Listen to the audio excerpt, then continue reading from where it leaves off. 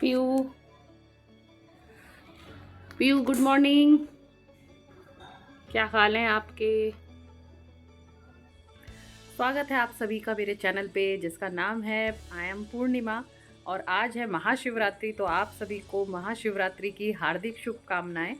तो आज मैं जा रही हूँ शनिदेव मंदिर, तो चलिए मैं आपको आज वहाँ लेके चलती हूँ। घर से निकलते ही शिव जी की झांकी देखने को मिली। आज जाना तो हमें सिर्फ शनिदेव मंदिर था, पर जैसा सोचते हैं वैसा होता कहाँ है। पर आज जो हुआ वो बहुत ही बढ़िया था। तो यहाँ जा रहे हैं मैं, भानु, मेरी ननद माया दीदी और उनका बेटा दिव्यांश, जिसे हम प्यार से देबू बुलाते हैं। शनिदेव जाने की एक खास वजह थी। हमारे पड़ोसी वहाँ भंडारा करा रहे थे, तो हमें वहाँ जाने का निमंत्रण था। हालांकि मेरा व्रत था, पर भगवान के दर्शन भी हो जाएंगे तो ये सोचकर मैं चली गई। सबसे पहले हम आ गए हैं अपने प्लॉट पे, जो हमने पिछली साल लिया था। माया दीदी को ये दिखाना था, तो इसलिए सबसे पहले हम यहाँ आए। फिर दीदी ने बातों बातों में बताया कि उन्होंने अब तक कीठम झील नहीं देखी है। तो हम जिस रूट पर चल रहे थे, तो पहले वहाँ कीठम झील आती है, फिर शनिदेव मंदिर। तो गाड़ी कीठम झील की तरफ फिर मुड़ गई। ये है कीठम और सूर कुटीर जाने वाला रास्ता। झील में पानी तो वैसे ठीक ठाक ही दिख रहा था, पर प्रवासी पक्षी ना के बराबर दिख रहे थे। आगरा की कीठम झील साइबेरिया से आए पक्षियों को भी रिझाती है। वैसे यहाँ फरवरी के अंत तक सभी पक्षी अपने घर लौट जाते हैं। इस बार शायद गर्मी ज़्यादा है, इसलिए अब वो यहाँ से बीच फरवरी में ही शायद चले गए हैं। कीठम झील की ये दूसरी तरफ है बियर रेस्क्यू फैसिलिटी, जो दुनिया का सबसे बड़ा स्लॉथ बियर रेस्क्यू फैसिलिटी है, जो सन 2002 में स्थापित किया गया था। यह लगभग 200 स्लॉथ भालुओं का घर है। मुझे याद है बचपन में जब हम फतेहपुर सीकरी घूमने जाते थे, तो बीच सड़क पर लोग भालुओं का करतब दिखाते थे। ये वही बचाए गए भालू हैं जो अब यहाँ रहते हैं। यहाँ उनको विशेष चिकित्सा और देखभाल के साथ रखा जाता है। पहले जब हम यहाँ बच्चों के साथ आए थे तो देखने गए थे। इसका टिकट भी लगता है, पर इस बार हम यहाँ नहीं गए। वैसे कीठम झील देखने आने के लिए भी टिकट लगता है जब हम एंट्री करते हैं।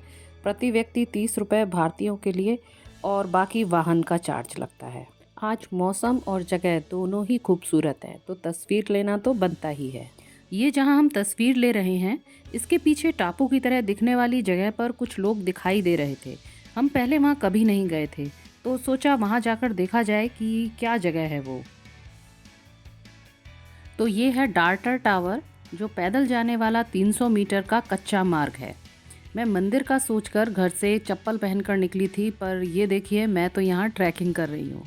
यहाँ आकर मुझे एहसास हुआ कि काश बच्चे भी आए होते तो उन्हें भी ये जगह बहुत अच्छी लगती। क्योंकि आगे आप देखना कि ये जगह है, बिल्कुल आगे जा कर के मुझे ऐसा लगा जैसे हम गोवा आ गए हों। वहाँ गोवा वाली वाइब्स आ रही थी।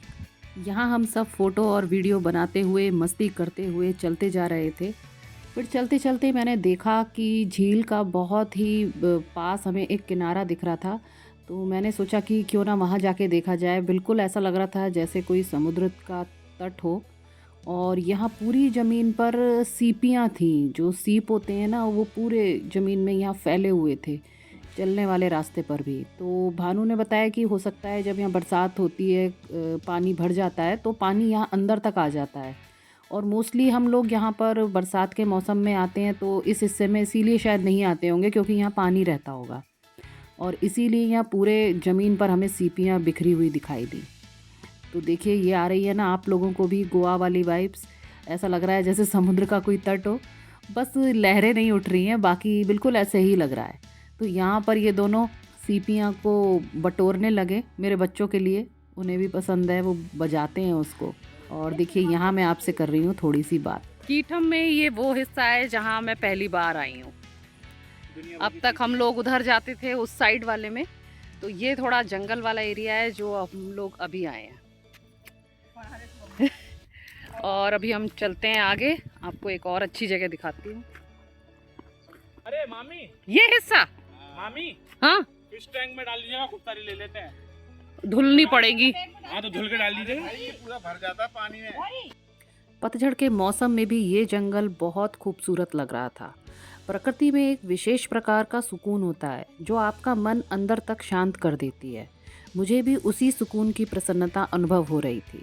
बस मैं अपने बच्चों को यहाँ मिस कर रही थी। लीजिए 300 मीटर का सफ़र तय हो गया और अब देखिए यहाँ का नज़ारा, झील का तट, खजूर के पेड़ और फरवरी का मौसम। अगर आप ताजमहल और लाल पत्थरों की इमारतों में घूम घूम कर बोर हो चुके हैं तो आगरा में पिकनिक मनाने का ये सर्वोत्तम स्थान है। तो अब हमारे सामने ये है डार्टर टावर। टावर की हालत थोड़ी खस्ता हाल है, किनारे की रेलिंग बीच बीच में से टूटी हुई है, तो पूरी सावधानी से आपको ऊपर चढ़ना होगा। जैसे जैसे आप ऊपर चढ़ते जाएंगे आसपास का नज़ारा आपका मन मोह लेगा। भीड़ के नाम पर यहाँ सिर्फ कपल्स ही थे जो कि शांति की तलाश में यहाँ आए हुए थे। तो खैर हमने ऊपर चढ़ने पर फोकस किया। ऊंचाई से कीठम झील बड़ी ही मनमोहक नज़र आ रही थी। मैं याद ही कर रही थी साइबेरिया से आए पक्षियों को, और ये देखिए, यह है ग्रेट वाइट पेलिकन। यह एक वजनदार व बड़े आकार का उड़ने वाला पक्षी है। इसमें नर पक्षी का वजन 9 से 15 किलोग्राम तक होता है। इतना वजन होने के बावजूद यह मजबूत व तेज उड़ने वाला पक्षी है। ये मुख्यतः साइबेरिया और पूर्वी यूरोप से जब वहाँ बर्फ़ पड़ने लगती है तो हजारों किलोमीटर उड़ान भरकर प्रजनन व भोजन के लिए ये भारत में आते हैं। शीत ऋतु की दस्तक के साथ ही इस पक्षी का भारत में आना प्रारंभ हो जाता है। यह पक्षी प्रवास के दौरान 3000 किलोमीटर की ऊंचाई तक वी आकार में उड़कर यहाँ आते हैं। वाइट पेलिकन को देख करके बहुत ही अच्छा लगा। वो बड़ी स्पीड में झील के एक तरफ से दूसरी तरफ जा रहा था और अब हम भी जा रहे हैं। इतनी खूबसूरत जगह छोड़कर जाने का मन तो बिल्कुल नहीं था, पर क्या करें। आप भी सोच रहे होंगे कि सुबह तो शनिदेव जाने की बोल रही थी और लेकर आ गई हमें कीठम झील। तो खैर अब चलते हैं यहाँ से। Hello, good afternoon viewers. कितने अच्छा लग रहा है, शांत वातावरण है। 10 तरह के पशु पक्षी यहाँ पे मिलेंगे। हमारे लिए भी नया एक्सपीरियंस है ये। इस खूबसूरत वादियों का आप भी आनंद लीजिए हमारे साथ साथ। मैं और माया दीदी ऐसे ही पूरे रास्ते मस्ती करते रहे। अब कीठम झील में बहुत कुछ देखने को हो गया है। अब हम जा रहे हैं सूर कुटीर, जो कि यहीं दूसरी तरफ का इलाका है, जहाँ सूरदास जी का आश्रम बना हुआ है। यहाँ दृष्टिविहीनों का विद्यालय भी है, जो पूरे भारत में सुप्रसिद्ध है। सूर कुटीर को यमुना नदी का किनारा और भी मनोरम बना देता है। यमुना नदी के तट पर बना है एक छोटा सा मंदिर, जहाँ शिवरात्रि के मौके पर मुझे भोलेनाथ के दर्शन भी हो गए।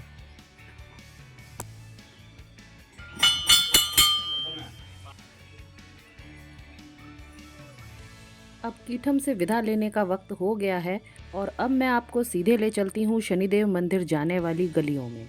यहाँ मैं आपसे एक खास बात शेयर कर रही हूँ।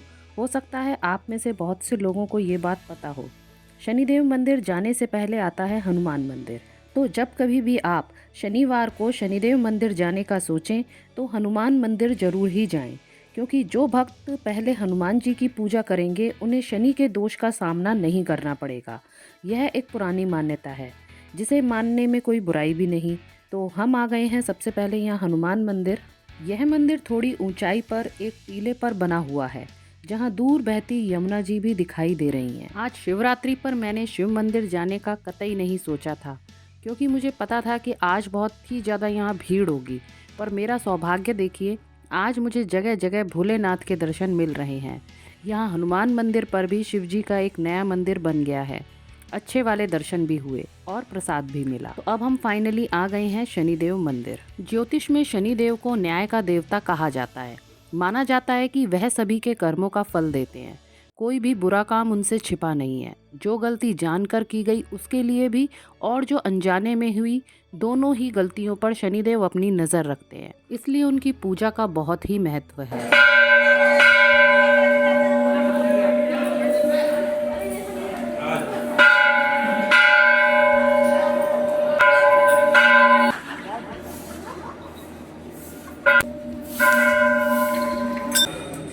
बोलो शनिदेव भगवान की जय। आज तो भोलेनाथ ने अपने दर्शन दे दे के मुझे धन्य कर दिया है। जय भोलेनाथ।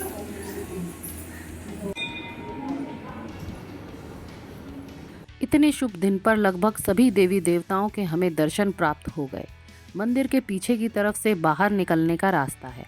अब हम लोग जा रहे हैं भंडारे की तरफ, जहां हम अपने पड़ोसी से मिलेंगे और जिनका व्रत नहीं है वो प्रसाद ग्रहण करेंगे।